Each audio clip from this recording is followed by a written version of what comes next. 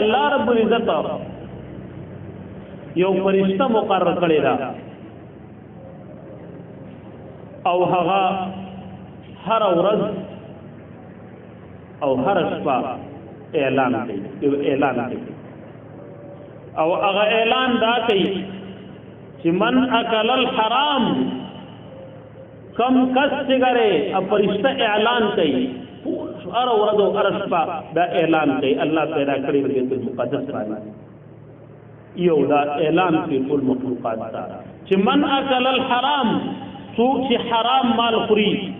لم يقبل الله صرفا ولا عدلا الله دا هغه فرضي او نفلي دواړه عبادت نه کوي فرض عبادت هم الله نه قبلې او که نوافل هم کوي الله نه قبلې او ذکر کوي چې دغه حرام مال والا کس د حج بیت الله شریف ترای او دا التا لبیک اللهم لبیک دا आवाज کوي نا فرشتہ او تو یو بل فرشتہ لا لبیک ولا سعدیک وحجک مردود علیک نتا لبیک تو نہ سعدیک تا حج پتا واپس دی تب حرام مال راغلی په ناجایزه او په حرام مال په طریقه باندې تر راغلی تا حج دې تا ته واپس شي لا لبیک ولا سعدیک تاسو لبیک لبیک مو ادا لبیک پتا نشته ری چې الله تعالی حاضر مدا حاضری دې نه قبول وحجک علیک مردود او ستا حج پتا باندې اغا مردود دې وجنا امام سفیانی ثوری رحمت الله علیه دا ډېر عالم دی تابعی اغا ذکر کوي یو سړی حرام مال نه مثلا هغه په تابعداري په ځای کې لګي په دین په ځای کې لګي مال حرام دی او هغه باندې عبادت نه کوي وې د دې مثال څنګه لري دې کمن طهور الثوب بالبول دا داسې دا چې یو سړی کپڑے په ګندګي خاص او هغه په تاسو میته زبانی نو کپڑے پتشو میتے زبانے پاکیږي نه نور نجس کیږي نو کو دا حرام مال دا په دغه زینو کې لګي نو اسی دې لګي دته اجر وغیرہ نه ملایي ثواب وغیرہ ځکه نو سبا زمونږ استادو معاشره عموما په مصیبتونو کې مبتلا ده دعاګانې نه قبليږي او زمنګ عبادت کې هغه تاثیر نشته څنګه چې مخکنو هغه د صحابه او تابعین او تبع تابعین او د بزرګانو دا غي بنیادی وجداله چې زمنګ استادو عموما دا پروا نه چې دا مال ما ترازی دا حلال دی کو حرام دی دا جائز دی کو ناجائز دی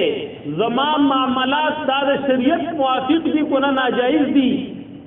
زجا غسل خرڅول کو زب بل ما ملکما ز یو نو کر پیشای ما زما دا نوکری حلال ده زما دا تجارت حلال ده ز دا ما ملکم دا حلال ده کو حرام ده او صرف دا چې وي پیسو پیسو مالی مالی مالی مالی دې د وجه یو حدیث کې پیغمبر صلوات و سلام فرمایي من لم یبالی من اين اکتسب المال پیغمبر صلوات و سلام وی چې څوک د دې خبرې پروا نه کوي چې زه مال د کم طرف ته موګاټم وای مړه هر طرف پیسې مالی طرف وای چې یو سړی د دې خبرې پروا نه کوي چې بس زه د اعمال د کم طرف نه مال راځي حلال دی ناجایز دی څنګه نو پیغمبر صلوات و سلام فرمایي لم یبال الله پروا نه کوي چې د جهنم په کومه دروازه دلدل نه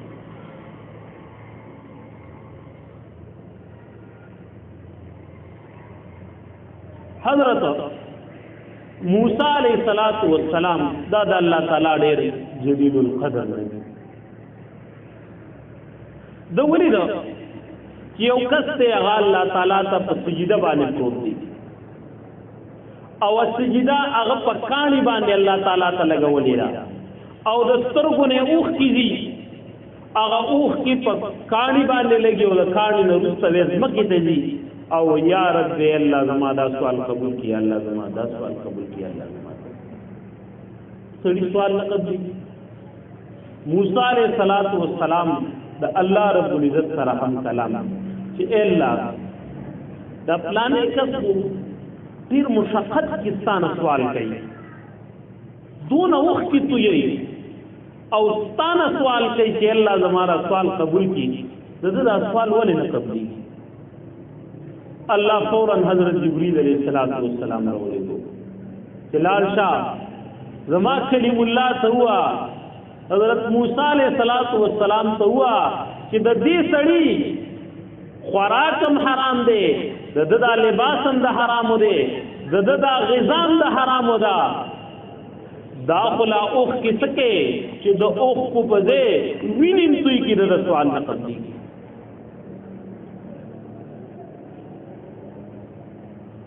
نو عزتمندو حرام مال چې دا یو سړی په ناجایزه طریقه مال ګټي دا ډیر لوی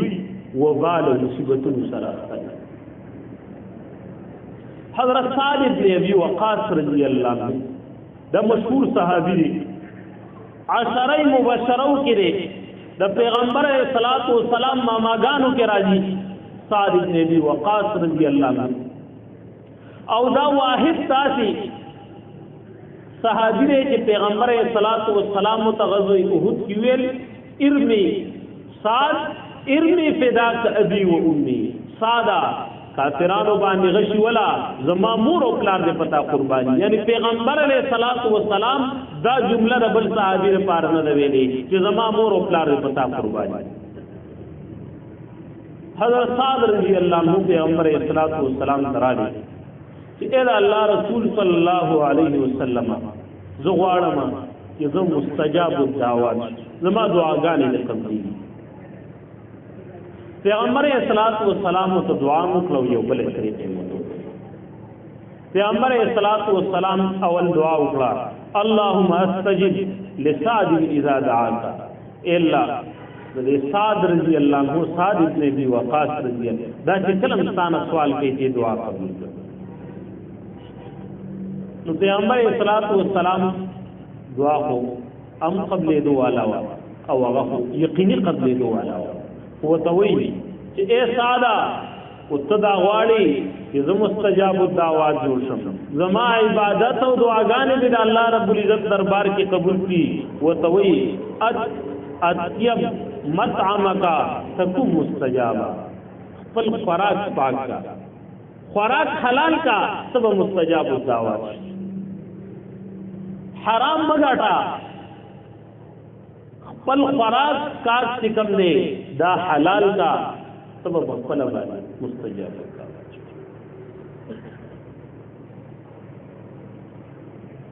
دې وجه نه عزت مندو یو سړی حرام مال کوي او حرام مال خوري دا غي عبادت نه کوي اگر فریضه به دې زمين ادا شي دا مونږ یو کوو دا غیر ملاو بس مونږ یو او چې په مونږ باندې کوم اجر او ثواب ملایي او پیغمبر صلوات و سلام وتوي فان الرجل يرفع لقمه من الحرام یو سړی یو نو عالم د حرامونو په ناجایزه طریقه باندې غوخري خېته دې دن کی فلن يستجاب له 40 يوما سلوی قرآن پوری دا هغه یو دعا الله تعالی نه قبل یو لقمه یو نوړی او دا یو قطره هغه چې د خیر ته په ناجایز او حرامه طریقه باندې لاړ شي الله یې کلم او یو بل حدیث کې پیغمبر صلوات و سلام فرمایي ان الله قسم بينكم اخلاقكم كما قسم بينكم ارزاق الله تاسو په من کې اخلاق هم تقسیم کړی لکه څنګه چې تاسو په من کې رزق تقسیم کړی لکه بعضی اخلاقی بعضی بد اخلاقی نو اخلاق وصفم الله تعالی ورکړي تو اخلاق والے تو بد اخلاق تو نه سو پښه الله دا اخلاق هم تقسیم کړي لکه څنګه چې تاسو په منځ کې رزق د چا ډیر او د چا کم او د چا یو او بل دا حدیث کې پیغمبر صلوات و سلام فرمایي ان الله یؤتی الدنيا من يحبه ومن لا يحبه الله دنیا تعالی ورکې کو تګرانی او نه ګرانا والله د دین کار صرف ده غنایلی چې الله تعالی تګرانی او بیا مخکې ذکر کړي چې ولا يكسب عبد مال الحرام او یو سړی دا سينره چې هغه مال حرام ګټي حرام مال داغه کمایي کسب داغه د مال حرامي فينفق فيه او داغه نه خرج کوي فيبارك فيه چې داغه رسوا حرام مال اور سره دی مثلا د الله په لار کې لګي نو د حرام مال خدا د الله په لار کې لګي پیغمبر اسلام و سلام دې د پاره په مال کې برکت نه اچولې کیږي د حلال مال نه خرج کړه الله رب العزت په برکت ولا يتصدق فيه او دا صدقه نه کوي د مال د حرام او دا غرنګي د حرام مال خپل اولاد ته نفريدي ولا يتركه من خلفه الا زاده نارا بس دا خپل ځان لپاره ور ده حجاج بن یوسف رحمت الله علیه حجاج بن یوسف دا ډیر غټ ظالم دی شي دو یعنی تابعین او صحابه دغه شهیدان ډیر غټ ظالم پر حال کافر وته شوی او غټ ظالم دی شي د په یو علاقه باندې حمله وکړه نو په هغه علاقه کې بزرګان اولیاء او ډېر دغه صاحب حیثیت خلک نو چاو دویل حجاجا کړي دغه خلق کو ستا په حق کې بددعا وکړه او دغه خلکو ستا په حق کې بددعا وکړه الله بری تبای اصل ظالم اغوی داغو دعا اللہ او بددعاگان نه قبلې څنګه ولی ویل ما غټول علاقې له دعوت ورکو او پاغه ټول باندې می حرام خوراک کو څونه جګټو وړو کې وسونه بزرګان هغه مخېټه هغه حرام دي هغه د اوس ماته ده زما خلاف دي الله تعالی نه بددعاګان کوي هغه نه دې لپاره یې مندو منګو تاسو د دې ارضی او فانی دنیا لپاره وردا اولاد کم یو سړی خپل اولاد د لپاره دا نه پوری چې دا حلال دی او حرام دی نو اول بدل راځي په کار نه راځي فقط زیبه د دې حرام غذا د وجنا اول د غفلات د وجه راځي څومره پرې ما سره کې وره او دغه سړی وي چې دبا خپل قبر او اخرت په دغه مال باندې غر کړي او پیدا به نور خلک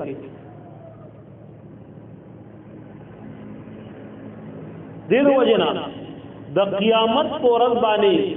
پیغمبر اسلام والسلام فرمایي لا يزال قدم ابن آدم حتى يسأل عن خمس د انسان یو قدم تر دویم قدم پوری اوچت نشي 15 سوالات د کیږي چې راغې د جواب نه کوي اولنی ان عمره فيما افنا زندگی دې څه پنا کړی و زين وان شبابه فيما ابلا ځواني دې څه ځړه کړی و او بل سوال من اين اكتسب المال وفيما انفق مال دې ګټلې څنګه تا چې کم مال حاصل کړو دنیا کې تا سره ارسونه د دې طریقه ستا څنګه وا د دې ګټل جایز طریقه و کو نه او کو بل فرض